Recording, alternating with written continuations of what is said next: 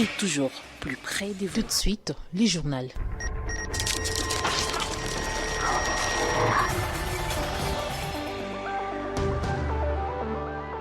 Mesdames, Mesdemoiselles et Messieurs, bienvenue à ces radio-journal que vous présente Armelle Merveille de Chartemiga. RTFI. À la une de cette édition, cri de joie manifesté par les élèves de 8e année du territoire du Roumou suite à la prouesse militaire manifestée dans cette partie territoriale pour le retour de la paix. Plus de détails dans ce journal. RTFI.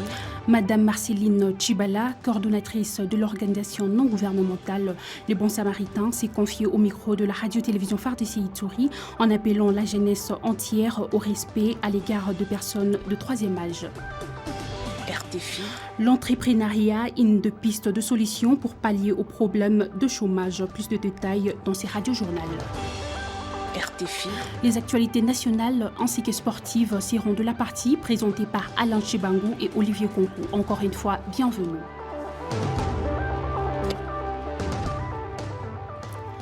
La directrice pays pour l'organisation non gouvernementale internationale Rescue Committee, IRC en sigle et en ville de Bouniar, Madame Everker, a échangé ce mercredi 14 juin avec le gouverneur de l'Ituri. Elle dit venir se rendre compte du travail abattu par son organisation dans les domaines de la santé, éducation et la gouvernance.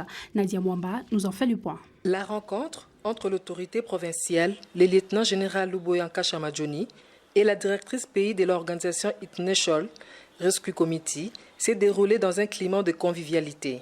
Pour Mme Itterker, son organisation qui travaille dans les urgences s'épanchera beaucoup plus dans la phase de stabilisation ici en Ituri. On a eu un très bon échange, donc voilà, on a échangé sur nos programmes et ce qu'on va faire pour l'avenir parce que nous, on aimerait travailler dans la partie stabilisation. On travaille dans les urgences, mais on pense que c'est vraiment important de travailler dans la stabilisation, la partie Nexus aussi. Donc on a beaucoup discuté ça aujourd'hui. Réjoui de la qualité des différentes réactions du gouverneur de l'Ituri et commandant des opérations, la directrice pays de cette organisation humanitaire a annoncé un nouveau projet santé-nutrition sur le territoire iturien. On va commencer un nouveau projet de santé, c'est un projet santé-nutrition qui va commencer très bientôt, c'est le 1er juillet, n'est-ce pas? 1er juillet. 1er juillet, donc et c'est un projet pour 2 ans, donc il peut attendre ça de nous. On travaille déjà dans l'éducation, on va continuer dans la gouvernance, mais comme je dis, on aimerait avoir plus des échanges sur ce qu'on peut faire dans la partie Nexus stabilisation, plus vers le développement. Cette organisation est actuellement présente dans 3 territoires de l'Ituri, dont Mambasa, Irumu et Djougou.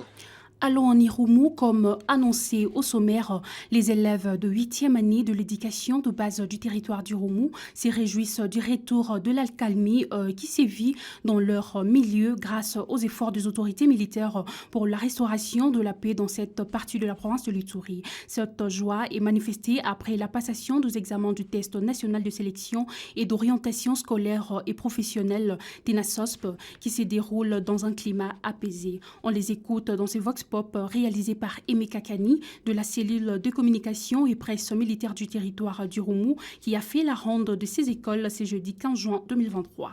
L'examen passait très bien par grâce des autorités professeurs de l'Ituri qui a restauré la paix dans notre territoire d'Iroum. Les examens d'aujourd'hui est passé très bien avec la grâce de Dieu. Nous avions passé cet examen bien calmement et nous remercions le gouverneur des provinces de l'Ituri pour la paix rétablie dans notre territoire d'Iroum. L'examen était passé bien. Nous allons remercier aussi le gouvernement puisqu'il nous a aidé de faire le TENASOP dans la paix. Oui, l'examen était passé bien. Nous remercions le gouvernement de la République et le gouverneur de l'Ituri pour restaurer la paix en Ituri. C'est ça qui nous a permis de présenter le TENASOP. Nous remercions les autorités parce qu'on nous a fait passer l'examen dans la paix à le territoire d'Iroum.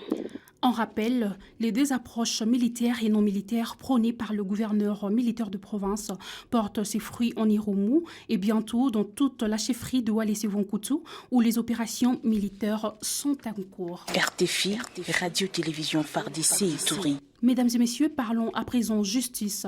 Étant considérée comme l'une des garanties à l'intention de justiciable prônée par les différents instruments juridiques nationaux et internationaux, le droit à un procès équitable est dans la viseur d'un état de droit, la pièce maîtresse dans la lecture et l'interprétation de textes légaux en faveur de parties au procès. À cette lumière, quels sont les principes qui caractérisent un procès équitable? Réponse avec Jérémy Edrakou.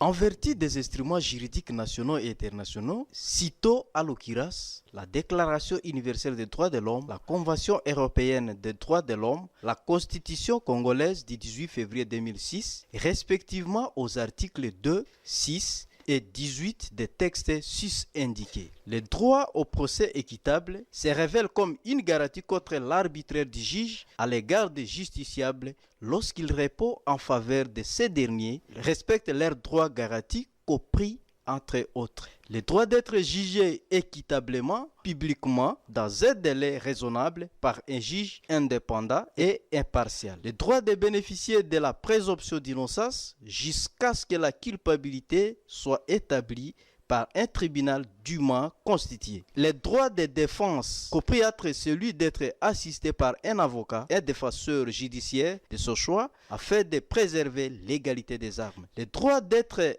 informé immédiatement des motifs de son arrestation et des accusations portées contre sa personne, et cela dans la langue compréhensible, en défaut de requérir un interprète. Le droit au respect de la durée de la procédure, qui, dans son ensemble, ne doit pas être excessif par rapport aux enjeux du litige. Notons que la journée mondiale du procès équitable, mise en place par le Conseil des barreaux européens, a été célébrée ce mercredi 14 juin 2023 sous le thème « Un procès équitable pour les justiciables de tous les pays ». Il est aussi à retenir dans cette lancée que ces derniers occupent une place prééminente dans une société qui se veut démocratique. Sommairement annoncé, enfants, jeunes, vous êtes appelés à respecter le vieillard. Propos de Chibola Marceline, coordonnatrice de l'organisation non gouvernementale Le Bon Samaritain, dans une interview accordée à la radio-télévision phare de Séitouri,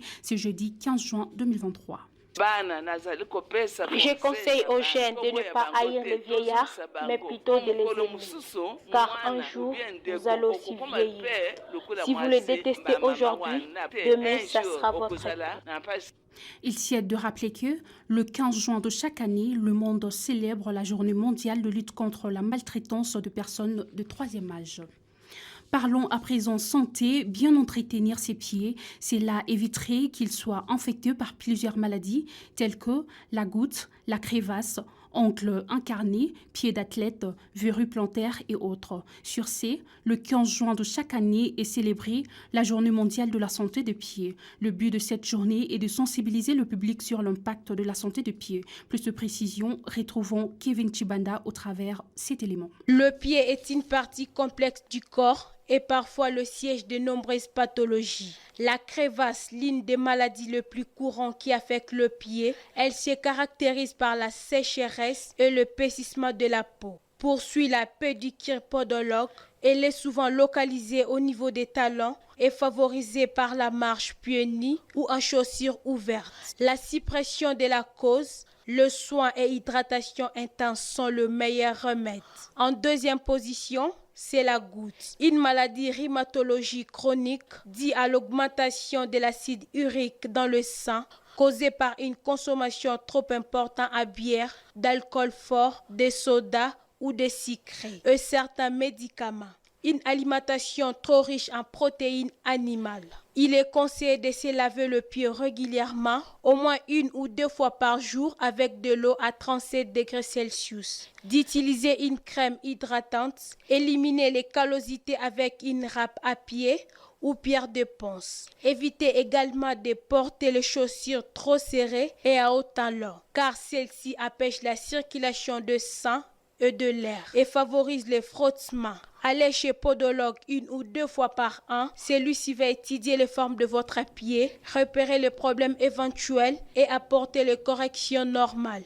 Auditeurs et auditrices, allons à présent au Katanga. La République démocratique du Congo n'a jamais perdu et ne perdra jamais le combat dans son interne et à son externe devant son adversaire depuis toujours. C'est la fin en recours dans ses victoires de 2 guerres à Chaba au Katanga dans les années 1970 à 1977 et aussi du 13 mai 1978. Un autre affrontement des 6 jours s'éclate.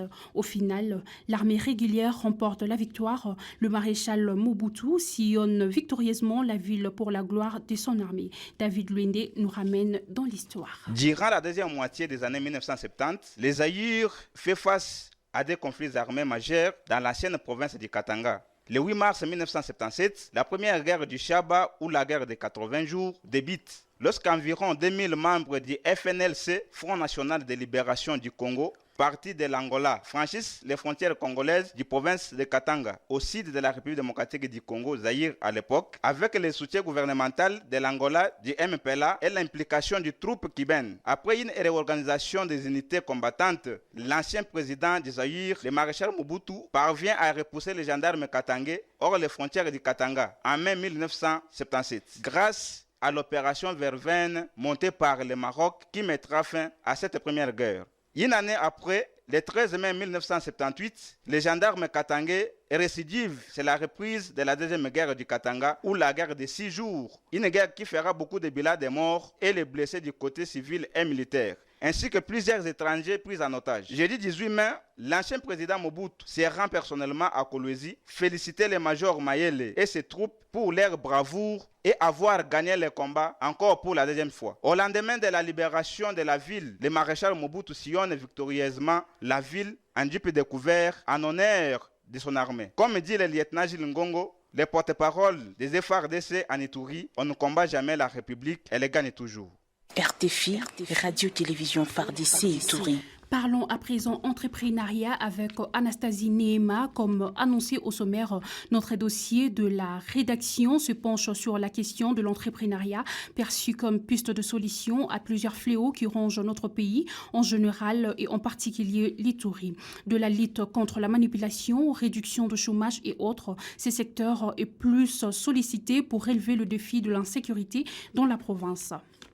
La province de l'Ituri connaît l'instabilité causée par ses propres fils et filles depuis plusieurs années. Majoritairement, on peut voir les jeunes s'engager pour endeuiller leur propre province. Ils vivent dans la brousse, parfois même dans des conditions inhumaines, mettant leur vie en danger au profit de l'instabilité, alimentant ici l'insécurité. En son de l'opinion publique, plusieurs questions se posent. Si pour certains, ces jeunes ayant intégré les groupes armés sont manipulés à cause de leur chômage, d'autres proposent comme piste de solution l'entrepreneuriat pour s'occuper positivement.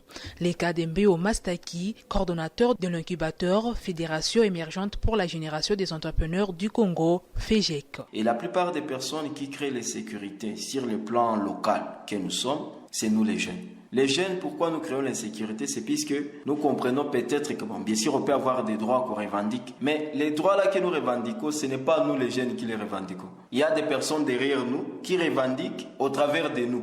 Et pourquoi ils nous réussissent? C'est puisqu'ils savent que nous n'avons rien à faire. C'est puisqu'ils savent que non, à nous proposer des monnaies de singes, nous allons tomber facilement dans leurs pièges. Mais si nous étions des jeunes qui étions accros à l'entrepreneuriat, on ne pouvait pas nous manipuler, nous amener par-ci, par-là. Imagine, toi, tu es jeune, tu as tes revenus, tu as un business, tu as ta petite boîte qui te fait des sous à la fin de chaque mois, de la journée, de la semaine. Personne ne viendra te dire que non, entre dans la brousse et puis alors faire ceci, ceci, cela. Non, tu diras toi-même que j'ai des visions à atteindre. Comment aller passer mon temps dans la brousse? Les politiques ont aussi des grands rôles à jouer au sein de la société itorienne, plus particulièrement. Quel peut être l'avantage de l'entrepreneuriat dans leur vie? Réponse avec Pascal Kakoragi, député provincial de l'Ituri en veilleuse. Vous avez beaucoup de sources de revenus. Ça vous permet de ne pas dépendre essentiellement des émoluments ou des salaires qu'on gagne suite à la fonction politique. Ça permet aussi de créer de l'emploi à ceux-là qui ont besoin, mais ça permet aussi de servir de modèle. Je prends par exemple pour un député qui pratique l'agriculture. Il sert de modèle pour sa base. Mais ça permet aussi à ce que l'acteur politique puisse s'insérer dans la ligne droite de la politique du gouvernement. gouvernement, parce que les activités de l'entrepreneuriat doivent aussi suivre la ligne directrice de la politique nationale de l'entrepreneuriat ou de la politique provinciale. La République démocratique du Congo, un pays laïque qui a à son sein des millions de chrétiens. Le travail assure l'indépendance, dit-on, pour baisser les taux d'incidence chômage en RDC qui est évalué à environ 84%. Il est important de prier en travaillant, comme le dit le pasteur James Biensi, les responsables de l'ASBL rebâtisseur. La foi n'exclut pas la prise en charge de sa vie personnelle. Parce que la vérité, c'est que personne ne mange la Bible. On mange la nourriture. Et la nourriture, on doit la chercher. Et chercher la nourriture, on doit chercher l'argent pour acheter la nourriture ou pour produire la nourriture. Donc c'est pourquoi la foi et le travail doivent aller ensemble. Donc pour le chrétien, il doit seulement balancer et organiser son temps de culte et aussi son temps du travail. Et personnellement, j'enseigne que chaque chrétien doit prier en travaillant et travailler en priant. Mais je suis totalement contre les gens qui s'enferment dans les églises pendant 40 jours, pendant 100 jours, ne faisant rien, en train de prier. Mais après avoir prié, vous aurez faim. L'Ituri, l'une des provinces sinistrées, pourtant naturellement riche. Le secteur agro-pastoral, très favorisé par sa géographie et beaucoup d'autres secteurs non exploités. C'est donner au travail positif pour développer la province est l'un des meilleurs cadeaux que tout Iturien peut lui offrir. RTFI, Radio-Télévision FARDC Ituri. Fin de la première partie de cette édition vespérale. Mais avant de clore, prenons la seconde partie avec les actualités nationales ainsi que sportives avec Alain Tchibangou et Olivier Concours. Page nationale. Les actualités nationales de ce jour nous renseignent que l'Agence américaine de développement USAID en cycle s'est dit prête à aider la République démocratique du Congo à promouvoir son secteur minier, dont celui des minéraux considérés comme stratégiques. Cette déclaration du directeur de l'USAID en RDC a été lue ce jeudi 15 juin 2023 par son conseiller en croissance économique Richard Robinson lors des travaux de la 18e édition de la semaine minière de la RD Congo dénommée DRC Mining Week à Lubumbashi, capitale provinciale du Haut-Katanga. L'USAID rappelle que les États-Unis et la RDC entretiennent des partenariats de longue date. Grâce à ces partenariats, ils engagent fréquemment le gouvernement de la RD Congo et le peuple congolais à lutter contre la corruption, à promouvoir la responsabilité et à uniformiser les règles du jeu pour faire des affaires dans tous les domaines, y compris le secteur minier. La semaine minière de la RD Congo, pour rappel, s'est ouverte ce mercredi 14 juin 2023 au Pullman Caravia à Lubumbashi, où plus de 200 exposants y sont déployés et plus de 7000 visiteurs sont attendus. La République démocratique du Congo a bénéficié d'une aide au développement de près de 2,4 millions d'euros de l'Agence française de développement AFD en cycle pour cofinancer des projets communautaires, a indiqué ce jeudi 15 juin 2023 un communiqué de cette structure, tout en précisant que la dite somme sera répartie entre les fondations retenues à l'issue de la phase de présélection, a précisé cette structure dans le communiqué, indiquant également que ceci vise d'accélérer la mise en œuvre de l'objectif de développement durable ODD en cycle. Selon la même source, le montant des projets engagés doit être compris entre 200 000 et 500 000 euros et leur durée limite est fixée à 36 mois. Ces partenariats visent aussi à mobiliser le financement des deux parties autour des projets portant sur plusieurs thématiques, entre autres climat, la biodiversité, la formation de la jeunesse, l'emploi, le genre, les droits humains ou accès aux services essentiels, notamment l'eau, l'électricité et le numérique. Mesdames et messieurs, voilà tout pour les actualités nationales. RTFI, Radio-Télévision FARDC Ituri. On démarre bien du côté congolais. Bakambu, il y a beaucoup d'espace dans cette défense du Nigeria. Bakambu pour le but côté. Et le stade des martyrs de la Pentecôte qui exulte. Mes salutations aux sportives et sportives. Ce que nous devons retenir du sport est que le conseil urbain de la jeunesse de la ville de Bunia organise un tournoi dénommé Tournoi de la paix et cohésion sociale qui réunira des jeunes d'au moins 24 quartiers de la ville de Bunia. Le président du conseil urbain de la jeunesse ville de Bunia a appelé les jeunes à s'approprier ces tournois qui visent la paix et la cohésion sociale entre les jeunes. Selon Jean-Jacques Safari, président du conseil urbain de la jeunesse de la ville de Bunia, le tournoi sera lancé ce dimanche 18 juin 2023 avec les chocs entre les jeunes du quartier Sayo et ceux de Rwambouzi-Beni. Le coup d'envoi sera à 15h heure locale au terrain des Régies des Eaux. Les jeunes de différents quartiers doivent donc s'affronter du 18 juin au 18 juillet 2023, soit un mois franc.